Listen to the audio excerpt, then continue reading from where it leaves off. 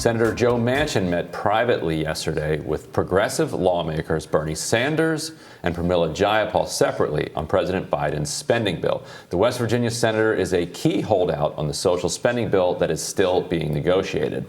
He says you're holding up the Biden agenda. No, there's 52 senators that don't agree. Okay, and there's 2 that want to work something out if possible in the most rational, reasonable way. That's all. While Manchin and Sanders fight on terms of the package, they posed for a friendly picture outside the steps of Capitol Hill yesterday. What was your meeting with Congressman Jayapal? Good meeting. Good meeting? What did you guys discuss? Senator Sanders, you guys going to get together and get a deal here?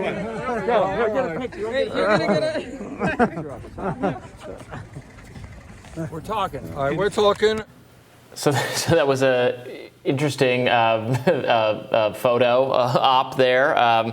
Congress people always chummy behind the scenes, right? That's what we hear. It's for cameras that they're going to fight. Although in this case they were friendly for the cameras and I think angry behind the scenes. I think the political takeaway from this is look who it was that initiated that photo op. It was Manchin. Right. Come here, Bernie, and make me look more popular. I'm going to put my hand on you. Here. Yeah. Right, exactly. He was using Bernie as a shield. And he was like, tell him, Bernie, tell him we're talking. And he takes his masks off, does a photo outside the Capitol.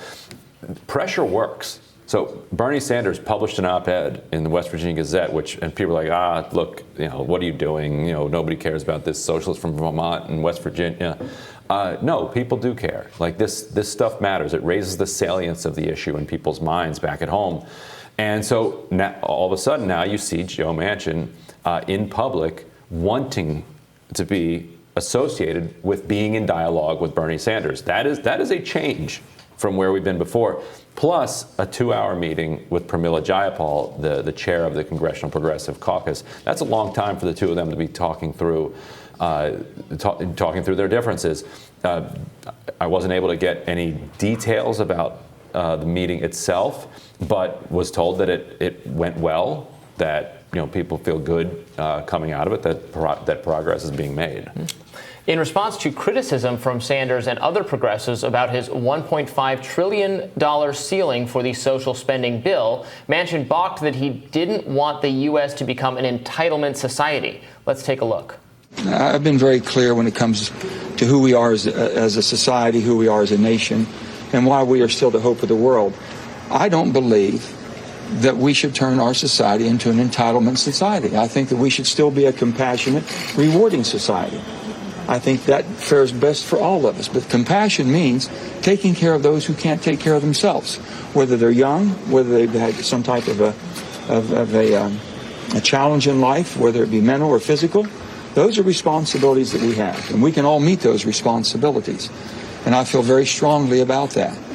And we will continue. This is going to take time to get this done. Getting it done quickly is not going to benefit anybody. So let's make sure that we do it and do it right. The HarrisX poll asked voters where they think the government should spend more money on issues related to the social spending bill. Let's see what they said.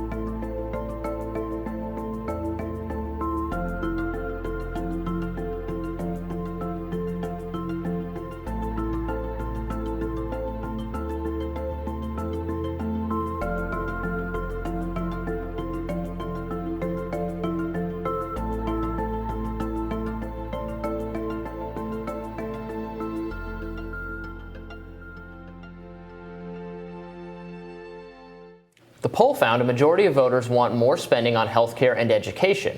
A plurality of voters say the same for COVID recovery, the environment, paid family leave, and the military.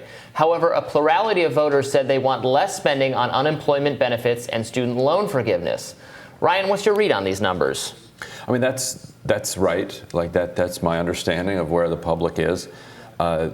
We I think it was last week, talked about some Hill polling numbers that showed that an overwhelming number of even Democrats think that a sizable number of people are not working because they got paid too much in unemployment benefits. I don't think that's true, but it is a perception that's out there among voters, Democrats, Independents, Republicans.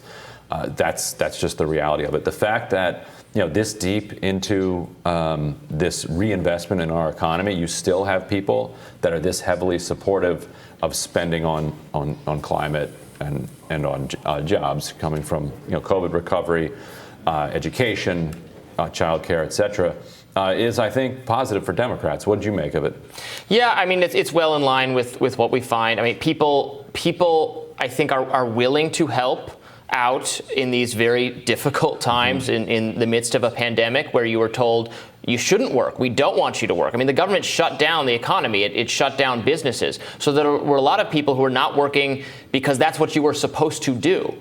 But now, as we're coming out of this period, I think a lot of the American people, they do want people to move back toward working and are concerned, maybe not correctly in all cases, but are concerned that unless our assistance is very targeted, we're going to disincentivize returning to work. Yeah, and a plurality of people, 43%, saying that they want to spend more on the military.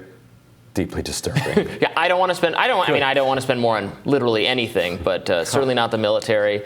I would also question whether increased spending on education has really done all that much for us, but that's for a larger discussion for another time. Well, then all of the rich schools that can then shrink their budget down to what the poor schools' budgets are, and see if anybody sees any difference in the educational outcomes. I bet you might not actually see any difference. I'm not so sure about that. More Rising after this.